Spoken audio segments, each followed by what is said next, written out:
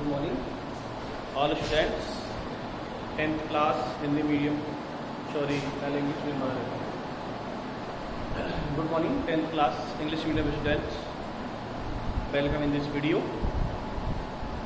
देखिए बेटा, previous video के अंदर हम बात कर रहे थे back cross and test cross. आपने बेटा क्लियर पढ़ा होगा कि बैक क्रॉस क्या है, टेस्ट क्रॉस क्या है। उस टॉपिक के अंदर आपने F1 जनरेशन का क्रॉस कराया था। बैक क्रॉस और test cross. Back cross are two types, out cross and test cross. F1 generation cross with homozygous dominant character. तो ये बैक क्रॉस में आपने पढ़ा। बैक क्रॉस में F1 generation cross with one of its parents, किसी एक parent से आपने क्रॉस कराया था। Back cross are two types, out cross and test cross. Out cross में आपने पढ़ा कि F1 generation cross with homozygous tall plant यानी डोमिनेंट प्लांट। टेस्ट क्रॉस से आपने इसको अपोजिट किया, F1 generation cross with homozygous recessive parent.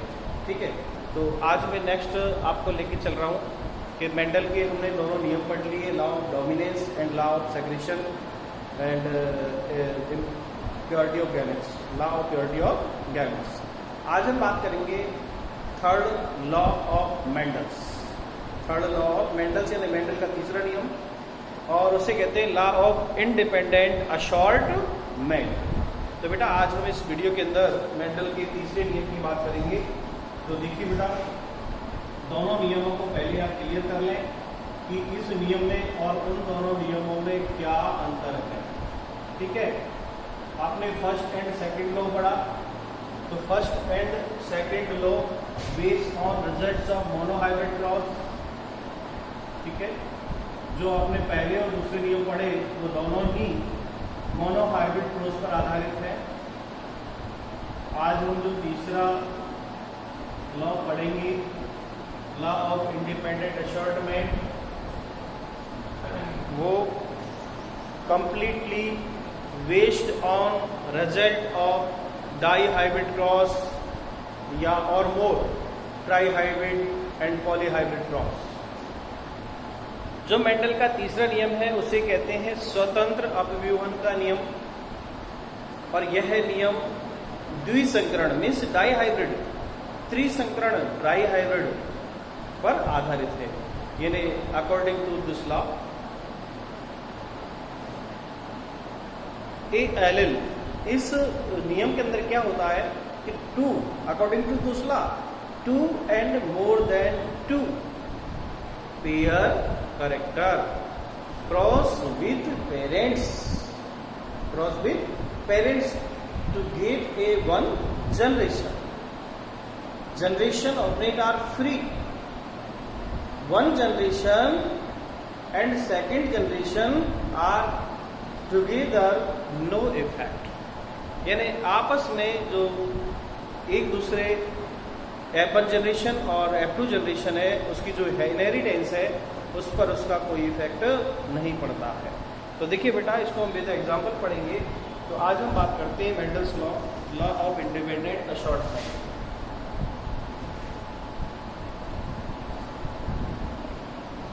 Topic Mendel's third law, law of independent assortment.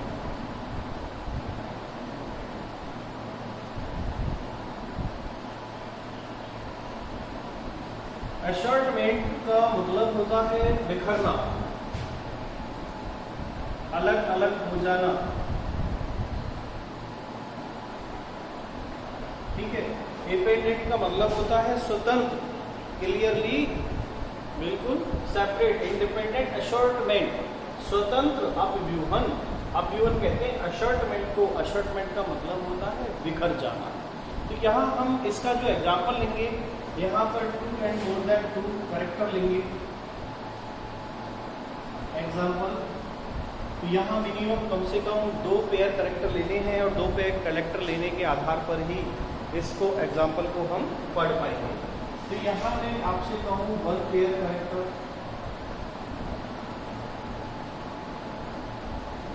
1 pair character, यहाँ हमें 2 पेयर करेक्टर ले लेंगे, 2 pair character. Number 1 हम लेते हैं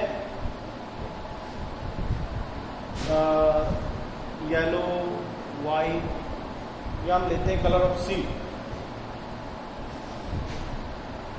शेप ऑफ सीड। पहले लिखिएगा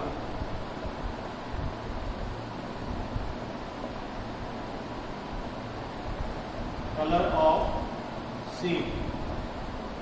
आपने जो 7 चूज करेक्टर पढ़े हैं उसमें मैंने आपको 7 जोड़ी लक्षण लिखा रखे हैं, वहां से 2 पेयर करेक्टर लेंगे और उस पर हम क्रॉस कराएंगे।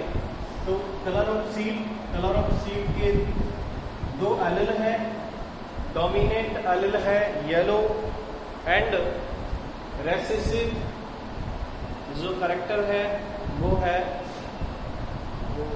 White, yellow and green, yellow and green. तो colour of seed yellow and green. दूसरा पेयर करेक्टर ले लेते हैं हम कलर ऑफ सीड, कलर के seed, shape of seed, dominant character है राउंड एंड रेसेसिव करेक्टर है रिंकल्ड।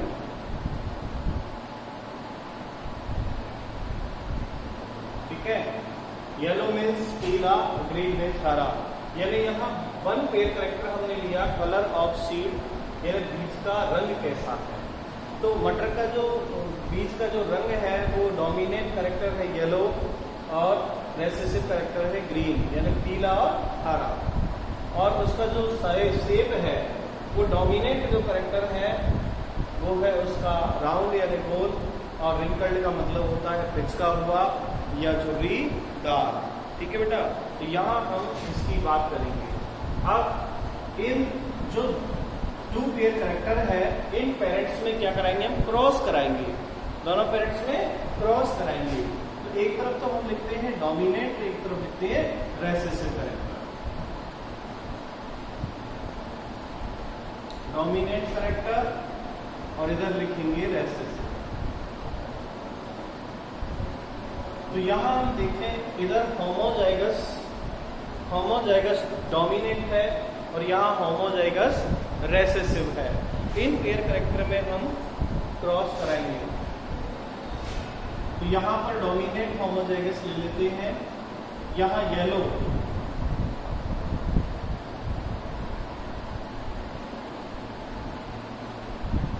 येलो एंड ब्राउन,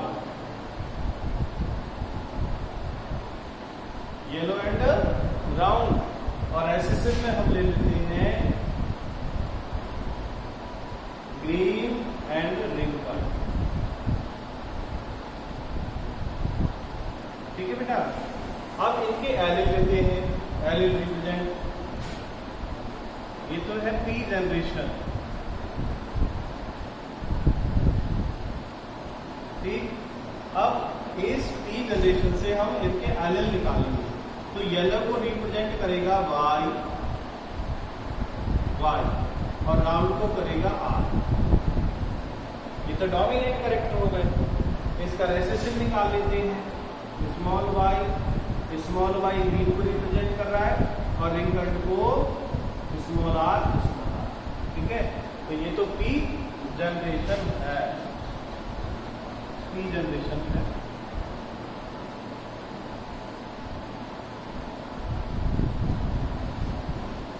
ठीक है, अब यहां पर कराते हैं रिडक्शन डिवीजन या अणुसूत्री विभाजन।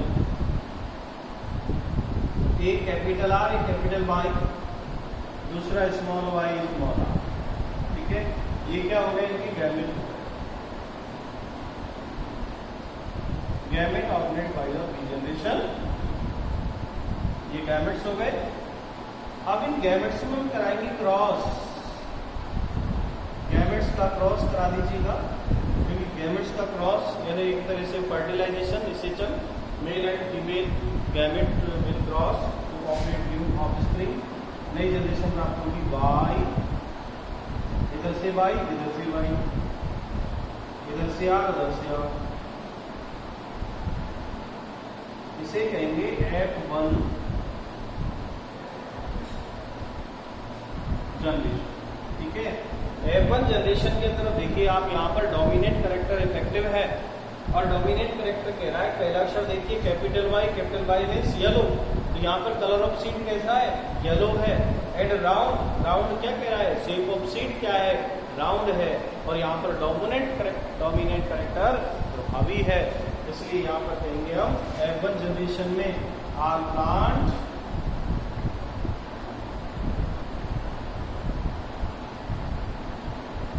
plants are yellow and green, येलो एंड ग्रीन। अब यहां कराएंगे हम क्या? Self pollination.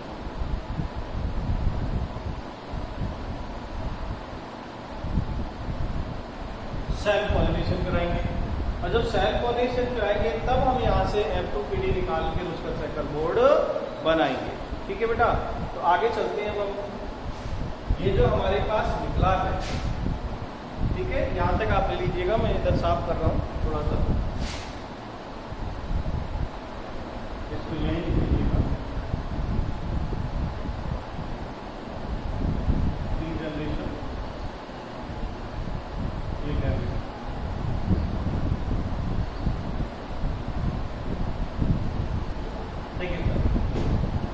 यहाँ पर F1 जनरेशन हम इसकी जो न्यू ऑफस्प्रिंग निकालेंगे, नई संतान निकालेंगे न्यू जनरेशन F2PD के अंदर। तो यहाँ क्या करेंगे कि F1 जनरेशन से सेल्फ पॉलिनेशन के द्वारा इनके हमें गैमेट निकालने हैं, और उन गैमेट में क्रॉस कराकर F2 जनरेशन प्राप्त करेंगे, जिसके हम पीरियड कवर करेंगे। तो देखिए बेटा, इसके F1 जनरेशन है वाई वाई आर, ये F1 जनरेशन।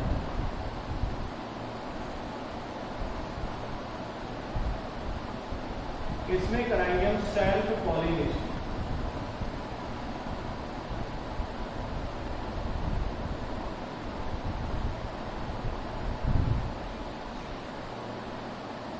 सेल्फ पॉलिनेशन क्या निकलेंगे? गैमेट निकालेंगे। तो देखिए बेटा, कैपिटल वाई और कैपिटल आर, पहला गैमेट निकालो। यहाँ ध्यान देने वाली बात है, गैमेट निकालना बस। कैपिटल आर कैपिटल वाई निकाल, कैपिटल वाई और कैपिटल आर निकाल लिया। सेकेंड गैमेट निकालोगे कैपिटल आर स्मॉल वाई।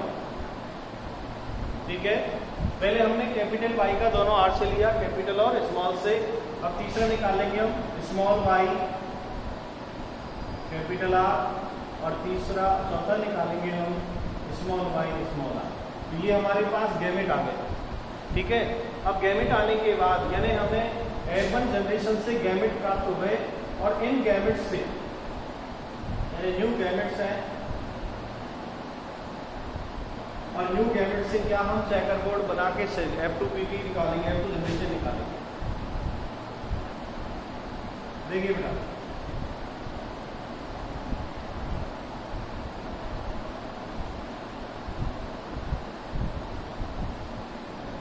ये जो कॉलम है ये मेल फीमेल, मेल और फीमेल। आप लिख सकते हैं इधर मेल गैमेट, और इधर लिख देंगे फीमेल। ठीक है, पहला गैमेट है कैपिटल आर कैपिटल वाई, इधर भी कैपिटल आर कैपिटल वाई। ठीक है, दूसरा gamete capital R small y,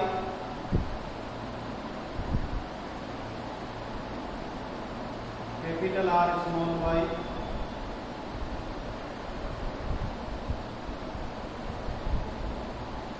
तीसरा है स्मॉल वाई कैपिटल आर, इधर भी स्मॉल y कैपिटल R।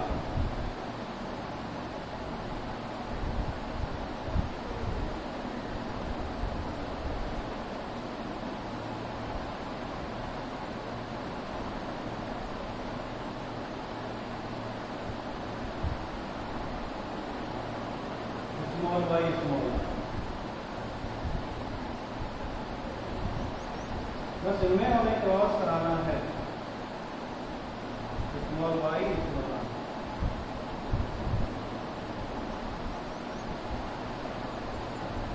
इनमें क्रॉस कराकर हमें इनका फेनोटाइप और जीनोटाइप निकालना है। इस मेल गैमेट का इस फीमेल गैमेट से, फिर इसका इससे, इसका इससे, इस तरह हमें कॉलम बनना है। यहाँ पर हमें 16 संतान प्राप्त होगी और इन 16 संतानों में देखेंगे कि इनका फेनोटाइप जीनोटाइप क्या आता है। तो बेटा पहले इसकी डेफिनेशन लिखा देता हूँ यहाँ कि लॉ ऑफ डॉमी इंडिपेंडेंट एशॉर्टमेंट की डेफिनेशन क्या है। आप लिख लीजिएगा डेफिनेशन, फिर मैं आगे चलता हूँ। लिखिए बेटा, टॉपिक डाल लीजिएगा लॉ ऑफ इंडिपेंडेंट एशॉर्टमेंट। इसमें लिखिए this law of Mendel is based on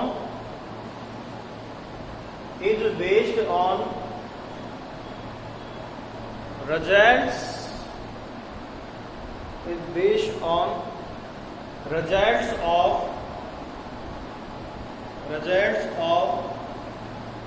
dihybrid cross।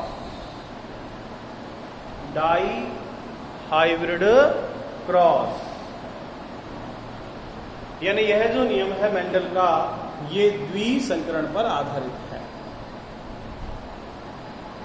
आगे लिखना, according to this law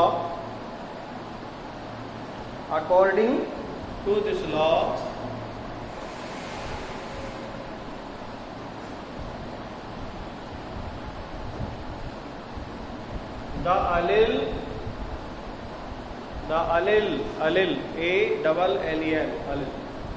allele ये होते हैं, इनको क्या, the allele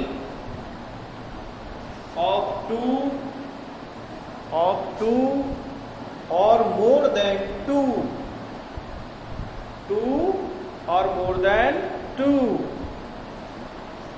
different gene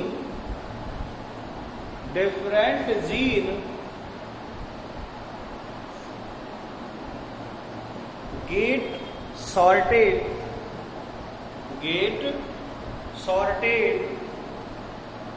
into gametes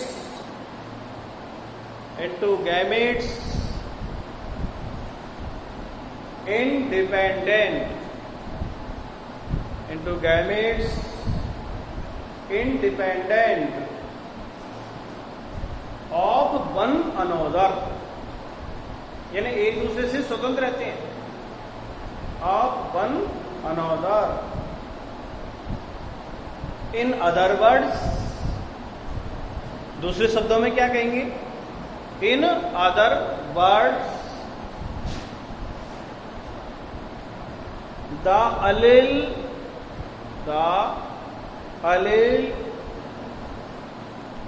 that a gamete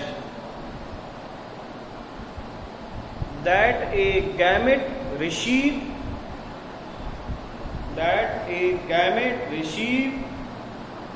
for a one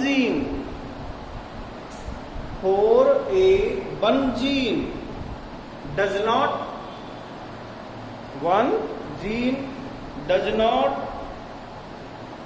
influence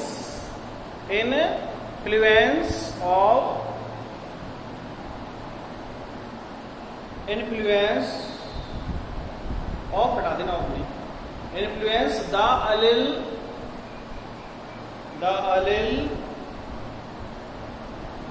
received for another gene,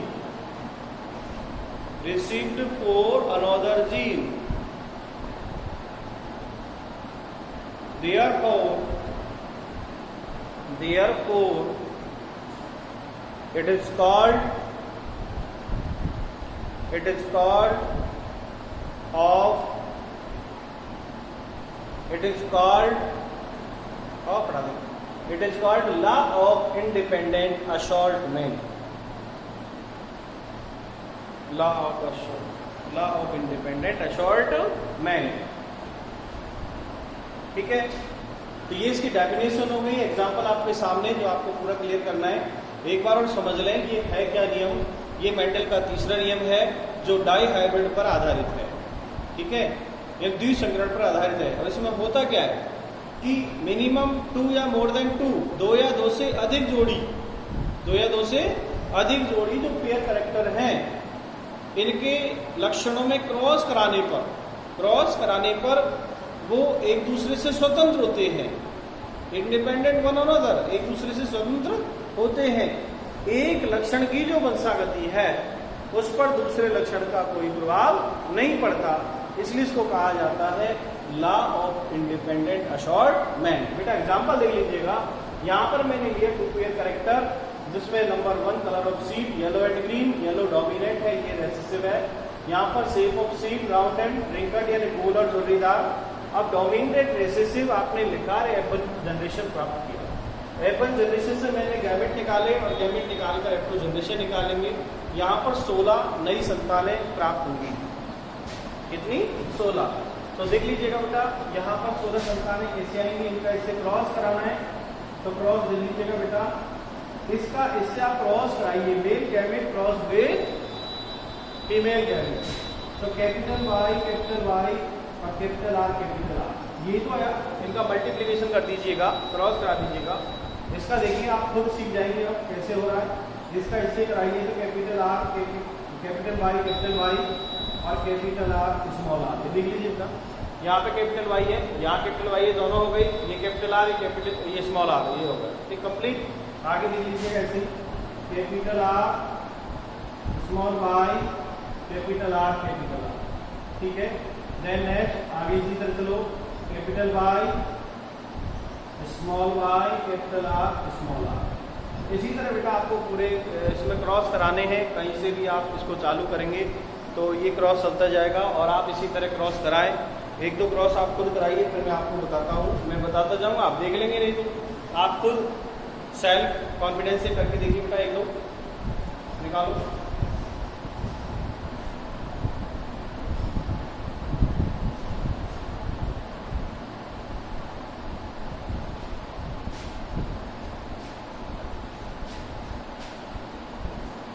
हो पा रहा है या नहीं? करिए, कोशिश करिए, और मैं बताता हूं आपको। इस गैमेट का इससे क्रॉस कराइएगा, कैपिटल स्मॉल,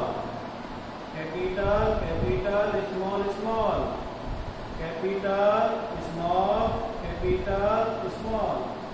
नेक्स्ट देखिएगा, capital small.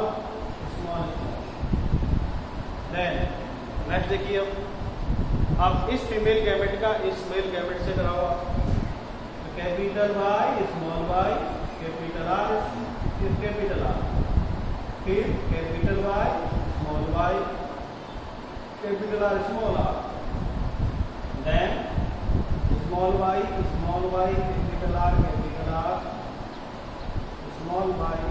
Y capital R small are.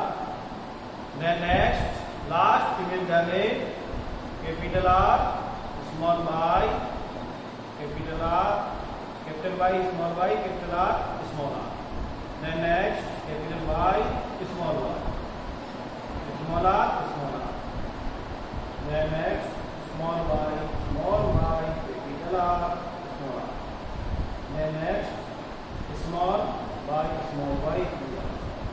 तो सबसे पहले हम देखेंगे phenotype.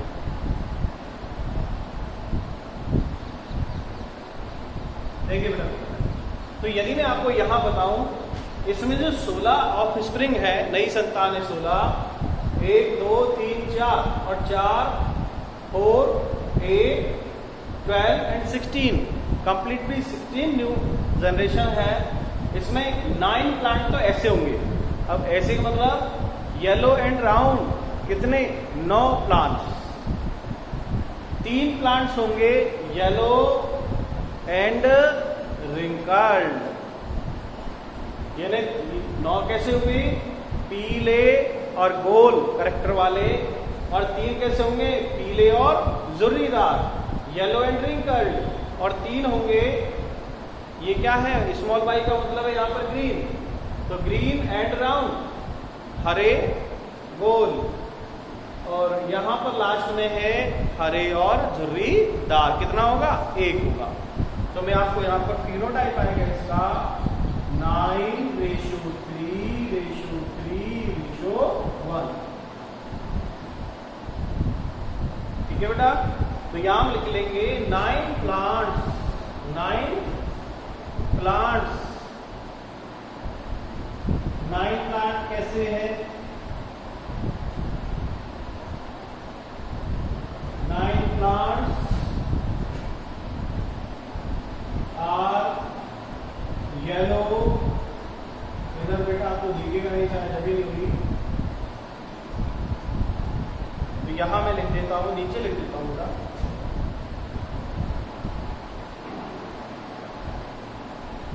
Nine plants yellow and around 3 plants yellow and wrinkled। 3 plants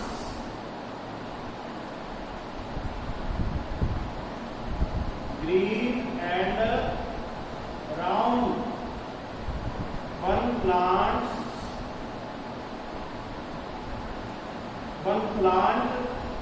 green and wrinkled।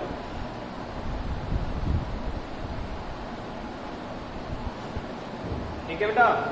ये तो हो गया फिनोटाइप। यदि हम इन 16 संतानों को, 16 प्लांटों को यदि बाहर से देखते हैं, एक्सटर्नल एक्सपीरियंस करेक्टर, तो हम देखेंगे कि 9 प्लांट कैसे हैं? Yellow and round. 3 प्लांट है बेटा येलो एंड रिंकल्ड। इसमें देखेंगे हम। अब आप कहोगे कहाँ है?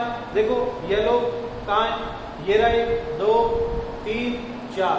आपको फिनोटाइप में जेनेटिक कैरेक्टर नहीं देखना है, तो आप इसमें काउंट करोगे पूरे में तो 9 प्लांट आपको मिलेंगे येलो एंड राउंड। इसमें आप चूज करोगे तो 3 प्लांट मिलेंगे आपको येलो एंड रिंकल्ड, और 3 प्लांट मिलेंगे आपको ग्रीन एंड राउंड, और 1 प्लांट ये लास्ट वाला है, ये वाला, ये है ग्रीन एंड रिंकल्ड। आपको देखना है केवल ये कैपिटल स्मॉल अक्षरों को देखना है। आपको यहाँ पर प्योर इम्प्योर नहीं करना। फिनोटाइप में आपको प्योर इम्प्योर नहीं करना है। ठीक है? तो आप इसको कंप्लीटली उतार लें। मैं आप इसको जीनोटाइप और दिखाता हूँ आपको। इसका जीनोटाइप क्या आएगा? आप इसको उतार लें कंप्लीट उतारने के बाद मैं आपको इसका जीनोटाइप और बताता हूँ बेटा। ये साफ कर देता हूँ ऐसे ना।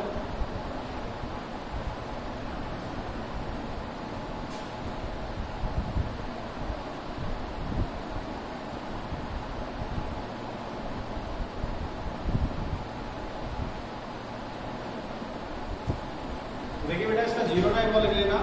जो लॉ ऑफ इंडिपेंडेंट असॉर्टमेंट है, इसका जीनोटाइप पहले जीनोटाइप लिख देता हूँ, फिर आप उसको एक्सप्लेन कर लेना।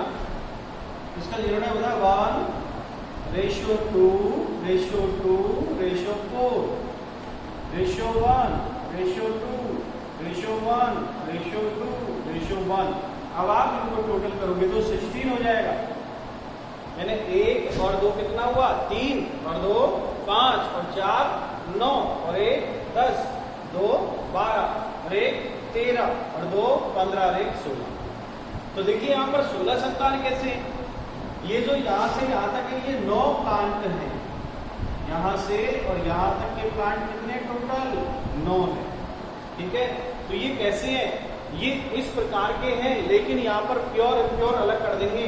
तो ये जैसे आएगा, ये pure yellow and pure round. वो शुद्ध तो पीला है और शुद्ध ही गोल है। तो ये प्लांट कितने हो गए? 9। ऐसे ही 3 प्लांट ये हैं, ऐसे ही 3 प्लांट ये हैं और 1 प्लांट ये। तो इस तरह का बंटवारा हो जाता है। तो इसका फिनोटाइप आता है 1:2:2:1:1। 2 4 1 2 1 2 1 1 2 2 4 1 2 1 2 1 और फिनोटाइप आता है 9 3 3 1 और जीनोटाइप 1 2 2 4 1 2 1 2 1। तो इस तरह बेटा देखिए ये मेंडल का तीसरा नियम है और मेंडल का जो थर्ड लॉ है वो based on dihybrid cross and more then hybrid भी हो सकता है। तो यहाँ तक आप इसको बेटा कंप्लीट करें। अब इस चैप्टर के अंदर केवल इंपॉर्टेंस बचे हैं। इंपॉर्टेंस में आपको कल वीडियो में दूंगा। Importance of Mendel law of inheritance last अभी बच जाए जो मैं आपको कल बताऊंगा। आज के वीडियो में आप इतना ही। Thank you very much. पढ़ते रहें बेटा।